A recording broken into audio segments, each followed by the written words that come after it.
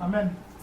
Avant d'aller à la lecture, quand nous prenons la décision de devenir enfant de Dieu, de marcher avec le Seigneur, c'est un peu comme quand un bébé arrive au monde, on est tous contents, tout le monde autour de nous est heureux. Et c'est tellement une belle joie, une grande joie que parfois on fait la fête, certains pays ont fait même la fête parce que quelqu'un s'est fait baptiser, quelqu'un s'est repenti. La Bible même dit que dans le ciel il y a de la joie. Et on est heureux aussi, nous aussi on est fiers. Et on partage cette joie partout où on passe. Je suis devenu chrétien, ma vie a changé. On témoigne de Christ partout. Je me rappelle quand je suis arrivé, je venais de recevoir le Saint-Esprit, j'étais tellement excité qu'on allait au métro tout le temps pour aller prêcher, on était content. Mais ce temps-là était un temps dont on profite au maximum. On tire beaucoup de plaisir, on appelle nos parents, on informe tout le monde et puis on vit vraiment cette vie de chrétien partout où on se trouve. Mais il arrive aussi un moment, juste après, où on a l'impression que ce temps de bonheur-là n'est pas arrivé. Légèrement, on se pose des questions, mais qu'est-ce qui se passe? On a même l'impression que sa vie d'autrefois était mieux que celle que nous sommes en train de traverser. Tu n'as jamais vécu de galères, de problèmes de quelconque avant, quand tu étais dans le monde. Mais maintenant que tu es avec Jésus, toutes sortes de situations improbables t'arrivent et tu te demandes où je suis, où est Dieu dans tout ça. On se pose ce genre de questions, on a l'impression que le ciel est en train de toucher nos têtes. Je le dis parce que moi je le ressens et je l'ai ressenti. Comme si le ciel touchait ta tête, tu dis, mais c'est quoi le problème? Qu'est-ce qui se passe? Est-ce que je suis toujours encore chrétien? C'est là qu'on se pose des questions. Est-ce que c'est parce que j'ai fait telle chose que la situation m'arrive? Mais qu'est-ce qui se passe? Et même les païens qui sont autour de nous, les personnes qui ne connaissent pas Christ, peuvent se poser la question, mais tu es chrétien, c'est à toi que tout ça arrive, c'est quoi le problème? Qu'est-ce qui se passe? Qu'est-ce qui ne marche pas dans ta vie? Et on se retrouve très seul. Les mêmes personnes qui étaient autour de nous en train de jubiler, de crier, de danser, de sauter, se retirent de nous. On ne voit plus personne. On se retrouve seul. Et c'est face à ce genre de situation-là que Jésus disait dans Luc chapitre 18, verset 8, quand le Fils de l'homme viendra, trouvera-t-il la foi sur la terre? Ça c'est une chose, ce dont je viens de parler, c'est une chose qui fait qui donne une réponse à ce que Jésus pose comme question ici. Parce que quand ce moment-là arrive, notre foi commence à baisser. On commence à se dire, écoute, je ne sais même plus, ça ne vaut même plus la peine d'aller prier parce que Dieu n'entend pas ma voix. Ça ne vaut plus la peine de crier à lui parce que c'est comme s'il ne me voyait plus. Et notre foi commence à descendre tout doucement. Mais il y a un autre aspect aussi qui peut faire que notre foi va baisser tout doucement. C'est l'aspect où nous commençons à servir le Seigneur et on a l'impression que toutes les portes s'ouvrent. On n'a même pas besoin d'ouvrir la bouche, paf, les choses arrivent. Et on est tellement béni, on est tellement heureux. Et là, il y a un autre piège qui commence à s'ajouter tout doucement. On a tellement prié parfois pour avoir Dieu l'emploi et Dieu nous donne l'emploi maintenant. Arrivé un moment, on se dit, écoute, j'ai tellement travaillé dur que je suis fatigué aujourd'hui, je ne vais pas aller à l'église. Je vais trouver quand même le temps de me reposer. Or, quand on n'avait pas cet emploi, c'est un exemple. Quand on n'avait pas cet emploi, on allait tous les jours à l'église. Dans la Bible, il y a un homme que nous connaissons tous, David, qui à un moment de sa vie a voulu avoir un repos lui aussi. Il s'est dit, j'ai tellement combattu, parce que quand on lit l'histoire de David, la Bible dit qu'il était toujours en avant. David n'allait pas en arrière et son peuple, ses soldats en avant. Lui-même était devant, il combattait avec eux et ils ont ramené la victoire. Mais l'Éternel lui avait donné tellement de victoire que David, à ce moment, s'est senti fatigué, épuisé dans son corps, et ça c'est normal. Mais il s'est dit, je vais prendre du repos, je vais rester chez moi. Quand il est resté chez lui, vous connaissez toute l'histoire, il a convoité la femme de quelqu'un, il a couché avec lui. Nous devons faire attention au repos que nous prenons souvent. Ce lieu est un lieu de prière que le Seigneur nous donne. Même s'il y a des problèmes, peu importe la situation où il n'y a pas d'électricité, il n'y a pas ceci, nous allons nous retrouver quelque part pour prier. On ne prendra jamais de repos. Que ce soit pour se reposer chez un frère, chez une soeur, on va se retrouver et on va prier. Que notre vie, que nos activités, nos études, quoi que ce soit, ne soient pas un obstacle à ce que l'œuvre de Dieu continue. Nous, ici, en train de prier, ça permet au Seigneur de faire une œuvre quelque part. Mais si nous ne sommes pas là en train de prier, il y a une œuvre quelque part qui s'arrête. Si on comprend les choses de cette manière, on va toujours être là pour prier et chercher la face du Seigneur. Donc quand le Seigneur dit, trouvera-t-il la foi sur terre? On est en train de se poser la question, est-ce que les situations négatives dans nos vies ou les situations positives dans notre vie vont faire que nous allons tenir jusqu'à la fin, quand il va revenir? C'est cette question importante-là qu'il est en train de nous poser. Tout ceci pour aller dans l'histoire d'Abraham aujourd'hui, dans le chapitre 18 de Genèse Je lis juste une partie et on va continuer ensuite. À partir du verset 20, à partir du verset 19. On va commencer à partir du verset 17. Je commence la lecture. Amen. La Bible dit, alors l'Éternel dit, cacherai-je à Abraham ce que je vais faire? Abraham deviendra certainement une nation grande et puissante, et en lui seront bénies toutes les nations de la terre. Car je l'ai choisi afin qu'il ordonne à ses fils et à sa maison après lui de garder la voie de l'Éternel en pratiquant la justice, la droiture et la justice, et qu'ainsi l'Éternel accomplisse en faveur d'Abraham les promesses qu'il lui a faites.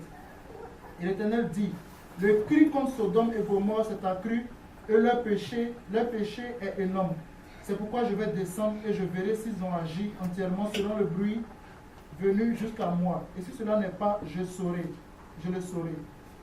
Les hommes s'éloignaient et allèrent vers Sodome, mais Abraham se tint encore en présence de l'Éternel. Dans cette partie de la Bible dit que 3 hommes sont arrivés vers Abraham, et alors qu'ils ont fini tout ce qu'ils ont fait avec Abraham, ils partaient. Dieu dit, est-ce que je vais cacher à Abraham ce que je vais faire? Dieu avait un plan, et son plan c'était que le péché de Sodome et Gomorrhe était monté vers lui. Et c'était devenu tellement désagréable qu'il était en train de prendre une décision. Il dit, je ne peux pas cacher ma décision. Je peux la cacher à tous les hommes, mais à Abraham, je ne peux pas lui cacher ma décision. Mais avant d'arriver là, quand on lit un peu l'histoire à partir du début du chapitre 18, la Bible dit que les anges sont arrivés chez Abraham. Et dès qu'Abraham les voit, il leur dit, restez chez moi, je vous prie de rester chez moi. Je vais vous faire de la nourriture. Et ils font de la nourriture. Sarah fait de la nourriture, tue un veau, tendre et bon. Ils s'apprêtent, ils mangent tous ensemble. Et alors qu'ils mangent, au verset 9, la Bible dit, où est Sarah, ta femme? C'est la question qu'il lui pose. Et Abraham répond, elle est là dans la tente. Et l'un d'entre eux dit, je reviendrai vers toi à cette même époque. Et voici Sarah, ta femme, aura un fils. Sarah écoutait à l'entrée de la tente qui était derrière lui. Abraham et Sarah étaient vieux, avancés en âge, et Sarah ne pouvait plus espérer avoir des enfants. Elle rit en elle-même en disant, maintenant que je suis vieille, aurais-je encore des désirs? Mon Seigneur aussi est vieux. La Bible dit, l'Éternel dit à Abraham, pourquoi donc Sarah a-t-elle ri en disant, est-ce que vraiment j'aurai un enfant, moi qui suis vieille? Y a-t-il rien qui soit étonnant de la part de l'Éternel? Au temps fixé, je reviendrai vers toi à cette même époque, et Sarah aura un fils. Sarah mentit en disant, je n'ai pas ri, car elle eut peur, mais il dit, au contraire, tu as ri. Amen.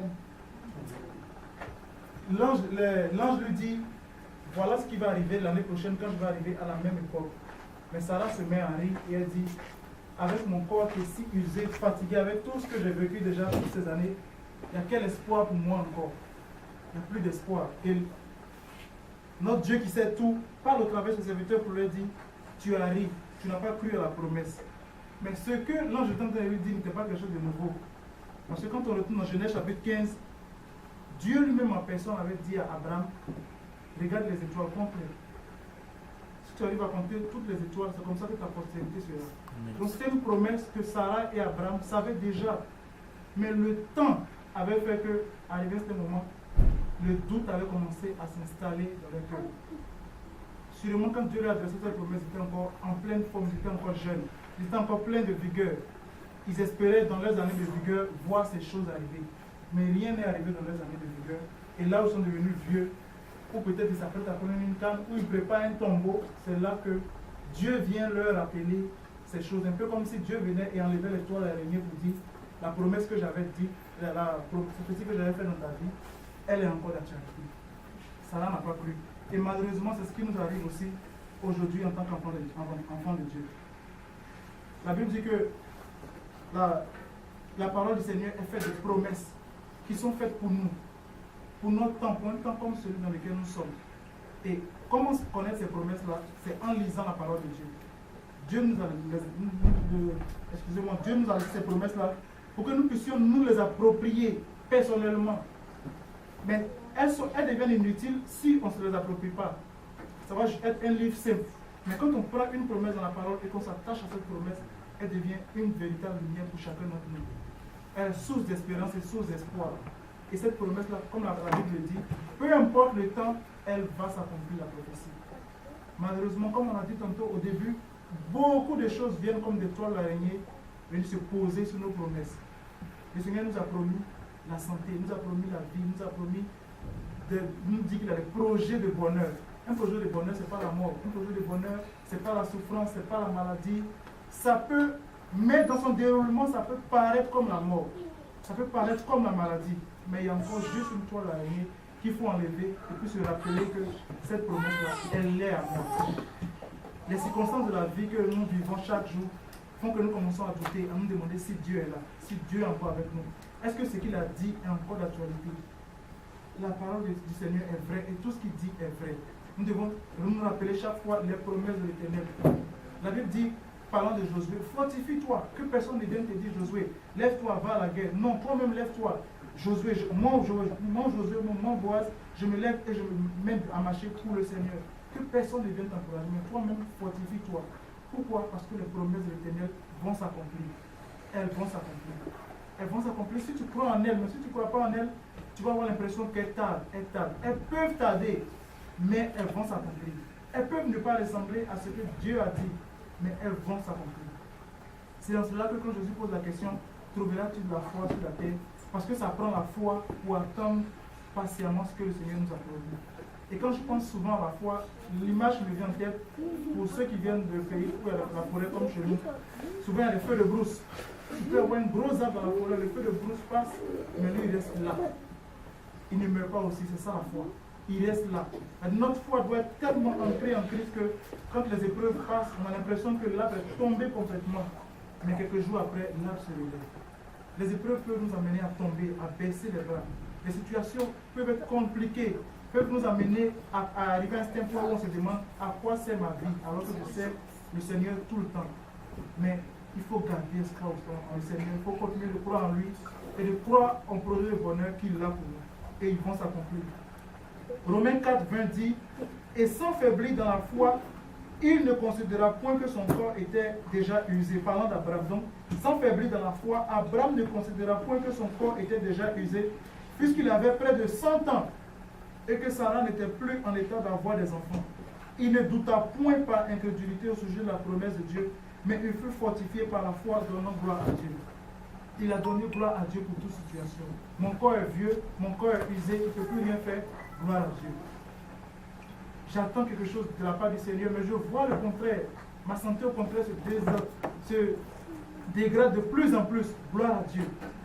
Comme Job l'a dit, il n'a jamais maudit Dieu, il a toujours rendu gloire à Dieu. Allant jusqu'à dire, même s'il me tuait, je lui ferai confiance. Parce que lui seul est capable de me tuer et de me ramener à la vie. Or lui, parfois nous devons même accepter que Dieu nous tue. Ça c'est le Seigneur qui me parle à moi maintenant. Nous devons accepter que Dieu nous tue, parce que si Dieu nous tue et qu'il nous ramène à la vie, ça va être encore mieux que la dernière fois. Parce que quand il ramène à la vie, il n'y a plus de mort, il n'y a plus de maladie.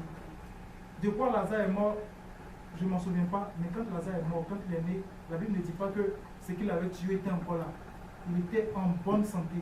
Parce que dans la mort, Dieu avait tout laissé dans la mort et lui a donné la vie. On doit accepter parfois que Dieu nous envoie là où on ne veut pas aller, le plus bas, le plus profond, où la honte, l'humiliation vont nous faire traîner par terre. Pour tout le monde va nous pointer du doigt comme ça, c'est lui, c'est lui, c'est lui. Parce que Dieu seul va nous relever de là, pour que tous puissent maintenant lever les yeux vers notre Dieu qui a fait tout cela. La semaine dernière, nous avons eu une très belle étude de vie chez Maman Judith, où on a parlé du boiteux, qui toute sa vie a traîné en terre, espérant un jour que ça change. Ça n'a jamais changé, il ne faisait que mendier. Mais Dieu avait un plan pour lui. Et dans son plan, un jour, pas Jésus même qui allait passer et le relever, parce que Jésus était passé là plusieurs fois, mais les serviteurs de Jésus allaient passer là, et il allait se relever. Et à cause de ce boiteux, 2000 personnes ont été converties. 2000 personnes. Quand Pierre, les gens demandaient à Pierre, mais qu'est-ce qui s'est passé? Il dit, oh, c'est Jésus qui a fait ça. Et il a prêché. 2000 personnes se sont converties. Toute situation que nous traversons a un objectif. Ne rejetons rien du revers de la main, mais bénissons Dieu, rendons-lui gloire en toutes choses. Merci Seigneur, merci Seigneur. Et tout ce que nous avons à faire, c'est de continuer à essayer. c'est de continuer à marcher pour lui, de continuer à suivre le rythme qu'on avait, même à faire mieux même que ce qu'on faisait avant, pour que tous ceux qui sont autour de nous voient notre fidélité pour Christ. Ce n'est pas qu'ils disent, oh, quand ça va chez lui, il est avec Dieu, quand ça va mal, il est à la maison. Ça va donner un mauvais exemple. Il y a toujours quelqu'un qui est assis quelque part et qui nous observe, qui observe notre foi et qui veut juste faire comme nous. Quand le Fils de l'homme reviendra, trouvera-t-il la foi sur terre? Au verset 21 de Romains 4, la Bible dit, et ayant la pleine conviction que ce qu'il promet, il peut aussi l'accomplir. Abraham savait que ce que Dieu promet, il peut le faire. Il le savait. Et Abraham avait déjà vécu des choses. Dieu l'a pris dans sa famille pour l'envoyer dans le désert.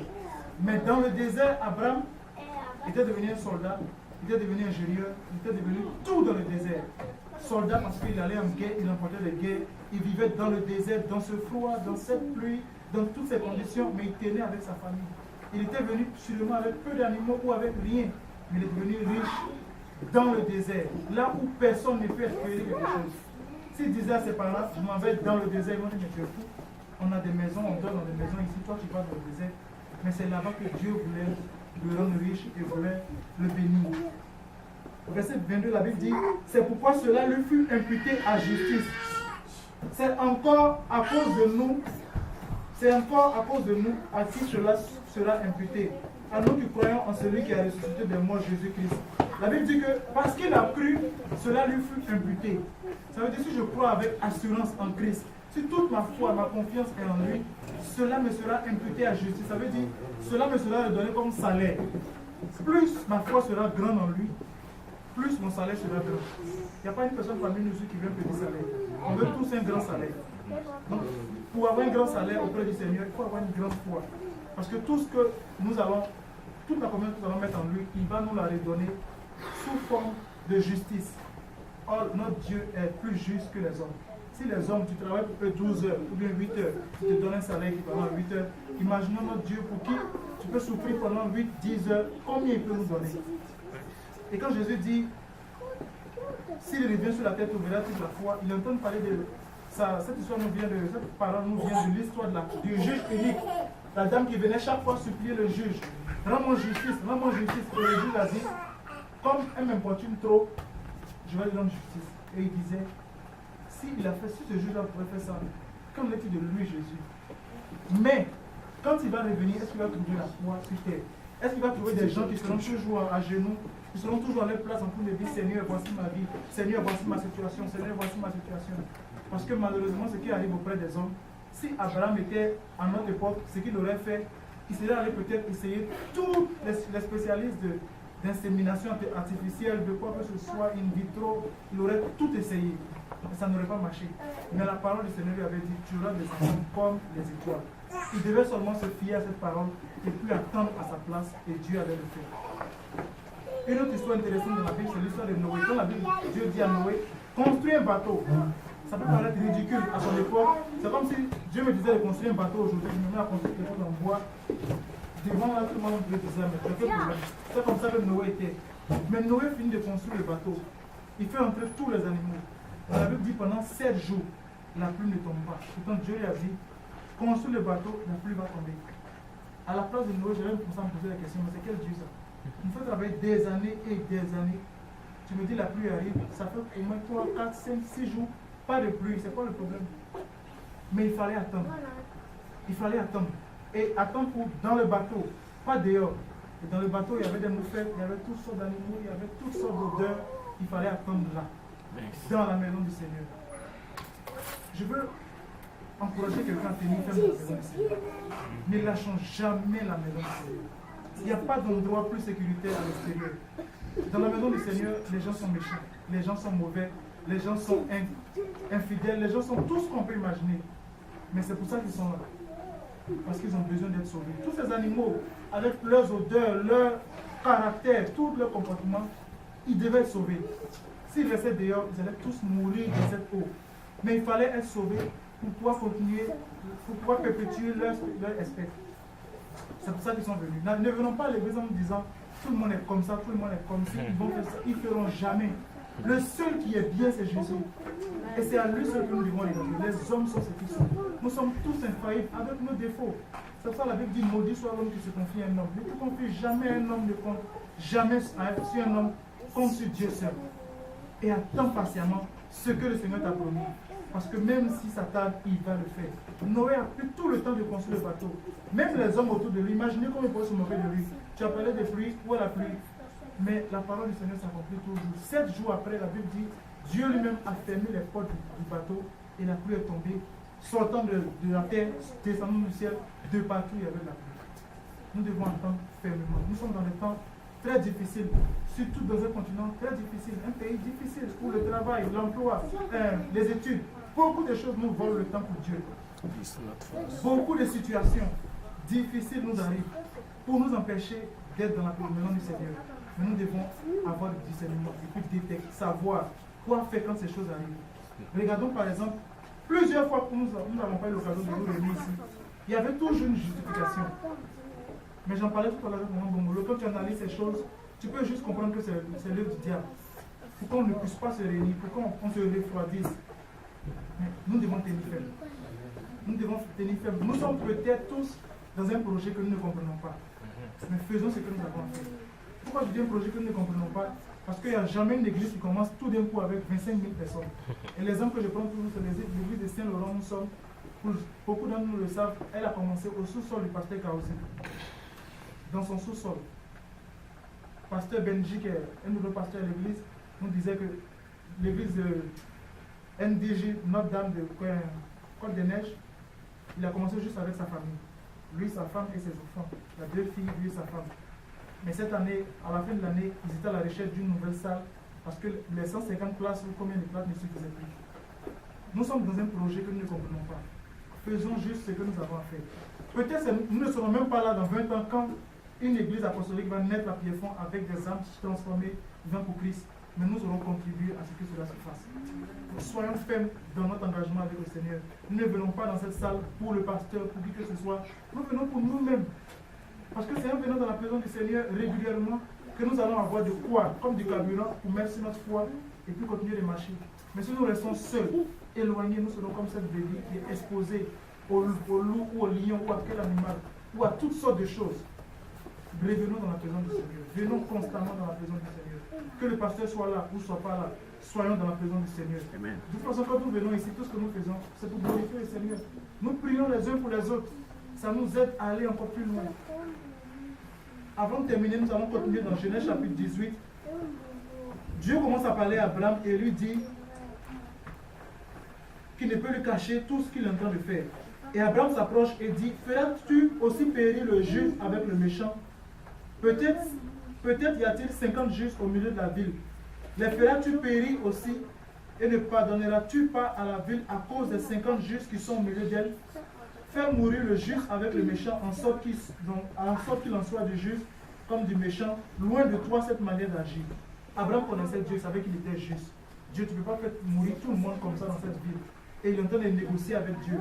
Pour aller plus vite, Abraham négocie de 50 jusqu'au verset 32. Abraham dit que le Seigneur ne s'irrite point et je ne parlerai plus que cette fois. Peut-être s'il trouverait 10 justes. Et l'Éternel dit, je ne la détruirai point à cause de ces 10 justes. L'Éternel s'en alla lorsqu'il eut achevé de parler à Abraham, et Abraham retourna dans sa demeure. Donc Abraham négocie avec Dieu. Que s'il y a 50 villes dans cette ville, est-ce que tu vas les détruire? Il dit non. Il descend à 45, 30, jusqu'à 10. Et Dieu dit, il n'y a personne dans cette ville qui est juste.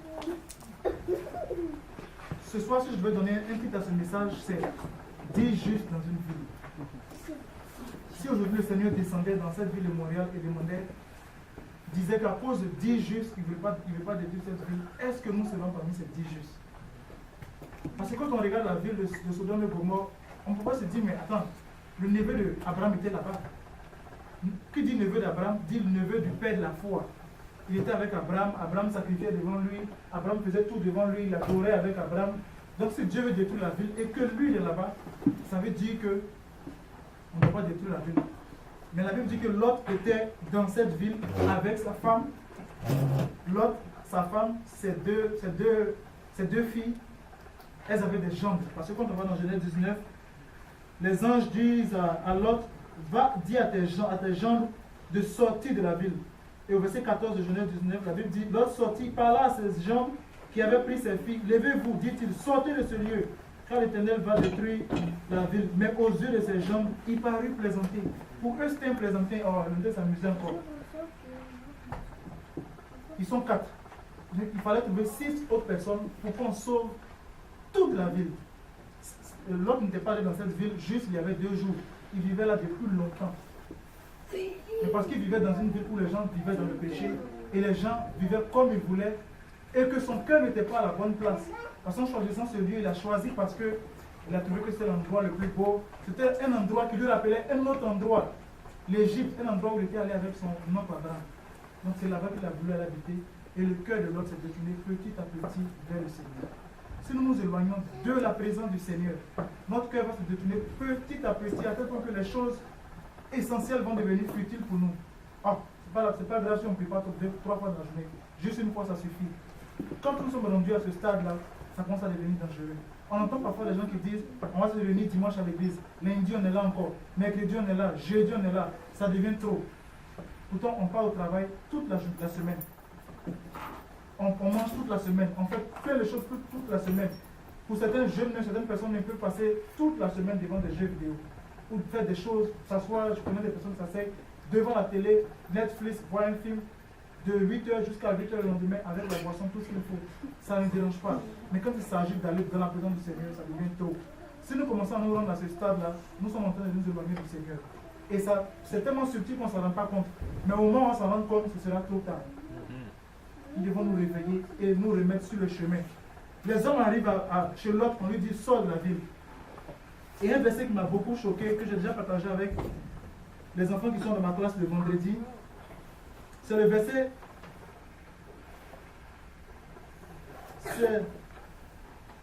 C'est le verset 4 du chapitre 19. Je vais le lire. La Bible dit, il n'était pas encore couché que les gens de la ville, les gens de Sodome, entouraient la maison. Depuis les enfants jusqu'aux vieillards, toute la population était accourue. Et qu'est-ce qu'il disait? Fais-les sortir pour nous, pour que nous les connaissions. Quand je le partageais avec eux, je leur disais que même les enfants peuvent mourir et aller en enfer. Parce que ces enfants qui étaient à la porte là, ils savaient ce qu'ils voulaient faire. Ils disaient comme leurs parents, faites-les sortir, on va les connaître. Pourquoi on était arrivé à un tel point que même les enfants étaient prêts à faire du mal à un certain point? Parce que cette ville, non seulement ne savait pas Dieu, mais parce que les parents avaient failli dans leur responsabilité envers ces enfants. Et c'est une interpellation que je fais à chacun d'entre nous parents, en tant qu'enseignant des enfants. Leur âme Dieu prend leur âme très au sérieux. Très au sérieux. Et comme le pasteur le disait hier, ne les privons pas du privilège d'aller dans la maison du Seigneur. Ça va nous coûter cher. Mais si on sent que ça nous coûte cher dans notre chair, dans notre vie, ça veut dire qu'on est en train de faire un gros sacrifice pour nos enfants. Mais si leur éducation spirituelle ne nous coûte rien, ça ne marche pas. Ça doit nous coûter quelque chose. Sentir qu'on prend du temps, qu'on dépense pour leur Bible, pour leurs affaires, pour qu'eux puissent grandir. Ne pas que demain, ils puissent avoir dit les mêmes propos que ces gens ont dit dans cette ville de Sodome. Nous sommes dans Sodome et Gomorrhe aujourd'hui. C'est les mêmes choses qui se passent chez nous. Et nos enfants sont là. C'est vrai qu'on fait beaucoup de travail le dimanche avec eux, le vendredi, mais c'est insuffisant. C'est tellement insuffisant. Tellement insuffisant. Parce que si ça devait être suffisant, ils devaient passer tout le temps avec les encadrants à l'église. Là, je suis sûr que ça allait marcher. Mais ils sont juste avec 2 heures. Et la plupart d'entre nous, on ne les connaît même pas. Parce que pendant les 2 heures qu'on les voit, ils sont tous beaux, tous mignons, ils sourient, on donne la leçon, on prie avec eux, on part. Au verset 19 du chapitre 18, Dieu parlant d'Abraham dit, je l'ai choisi afin qu'il ordonne à ses fils et à sa maison après lui de garder la voie de l'Éternel en pratiquant la droiture et la justice, et qu'ainsi l'Éternel accomplisse en faveur d'Abraham les promesses qu'il lui a faites. Donc les promesses d'Abraham dépendaient de ce qu'il avait fait de ses enfants. Et c'est la même chose pour nous. Si nous montrons le chemin de la droiture et de la justice à nos enfants, les promesses de l'Éternel pour nos vies vont s'accomplir. Pour revenir encore à ce que le pasteur Serge disait pendant que je parle, ça me revient. Parfois, il disait hier de façon claire, quand nous négligeons la vie spirituelle de nos enfants, nous nous rendons compte que tout ce que nous faisons échoue. Ça rejoint tellement bien le verset 19 que nous venons de lire. C'est-à-dire que leur vie spirituelle dépend de notre succès dépend de ce que nous faisons de leur vie. si nous prenons soin de leur donnant l'étude, de prions pour eux, les encourageons à participer aux activités, leur achetons des instruments pour qu'ils apprennent à jouer, à chanter, mettons dans leur cœur le désir de vivre pour Dieu, mettons des films chrétiens, des musiques chrétiennes, des choses chrétiennes, tout doit être chrétien autour d'eux. Le Seigneur va voir l'effort que nous faisons et il va ouvrir les portes de nos vies pour qu'on ait plus pour faire encore pour eux. Et si nous les mettons à l'écart, nous nous occuperons d'eux et nous délaissons leur charge à d'autres personnes, Dieu va déverser leur bénédiction sur les autres personnes. Revenons vers nos enfants et prenons soin d'eux. Donc, ils se retrouvent là et finalement, à la fin, je vais terminer, à la fin, la Bible dit au verset, excusez-moi, donnez-moi une minute.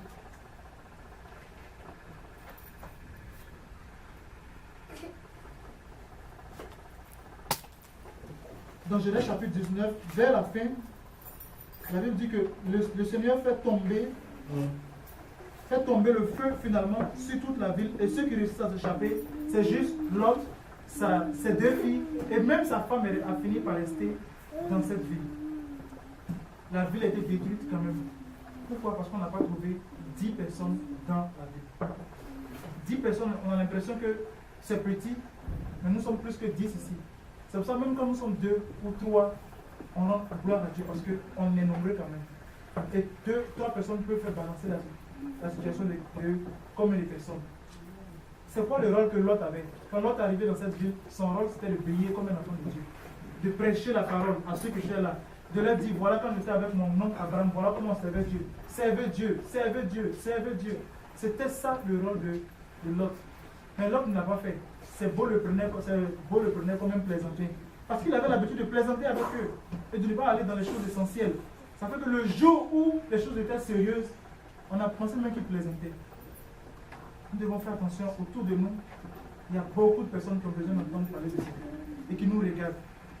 Prions chaque jour le Seigneur pour qu'il nous donne l'occasion de leur dire un mot, de leur dire simplement garde espoir, mon Dieu est fidèle. De leur dire tiens ferme, mon Dieu va le faire.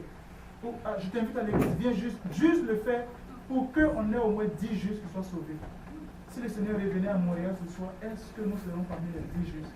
Mais plus loin que cela, quand le Seigneur va revenir, est-ce que nous aurons toujours la foi en train d'attendre fermement le retour du Seigneur? Est-ce que le travail, notre mariage, quoi que ce soit, nos études, est-ce que toutes les choses de ce monde, le plaisir, est-ce qu'à force de chercher ces choses-là, nous ne serons pas en train de nous égarer, éloigner du Seigneur? Et même si le Seigneur nous donne toutes ces choses, est-ce que nous aurons toujours la foi pour l'attendre? Parce que ça, c'est un autre aspect aussi.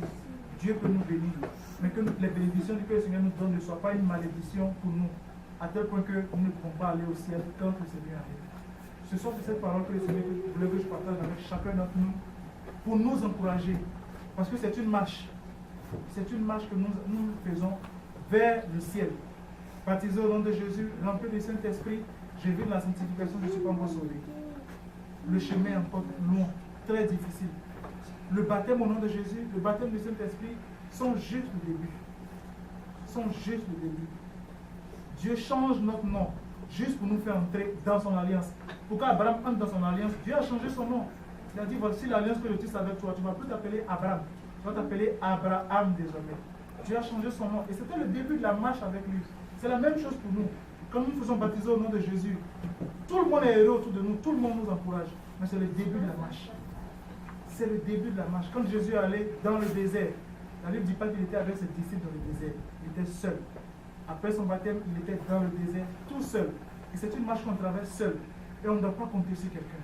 On doit juste prier. Mais se dire, Seigneur, je vais y arriver. Je vais y arriver. Je vais y arriver. Mais parce qu'on ne doit pas compter sur quelqu'un, on doit avoir la force de se retrouver et prier chacun pour l'autre, pour que chacun de nous ait la force d'y arriver. Quand nous recevons le Saint-Esprit, c'est la puissance qu'il nous faut pour tenir dans cette marche. C'est pour cela que si vous n'avez pas encore le Saint-Esprit, vous pouvez recevoir le Saint-Esprit. Et j'invite tous les parents à faire venir les enfants à la retraite parce que c'est une bonne occasion pour recevoir le Saint-Esprit. Parce que s'ils ont déjà cette puissance de la résurrection dans leur vie dès maintenant, elle va leur donner la force de tenir ferme dans leur marche, dans cette lutte que nous faisons pour aller vers le ciel. Vivre pour le Seigneur, c'est une marche. Vivre pour lui, c'est une lutte. C'est pour ça que Jean-Baptiste disait, le royaume des cieux est violent, est forcé, et seuls les violents s'en emparent. pas violent dans la bagarre, mais violent sur soi-même. Pour dire non, je vais marcher pour lui, je vais vivre pour lui, je vais continuer de croire, je ne vais pas baisser les bras. Peu importe, je vais tenir. Que le Seigneur nous bénisse tous ensemble et nous aide à tenir ferme dans cette marche au nom de Jésus. Amen. De prier pour lui-même, de prier pour lui-même, de parler au Seigneur. Seigneur, aide-moi.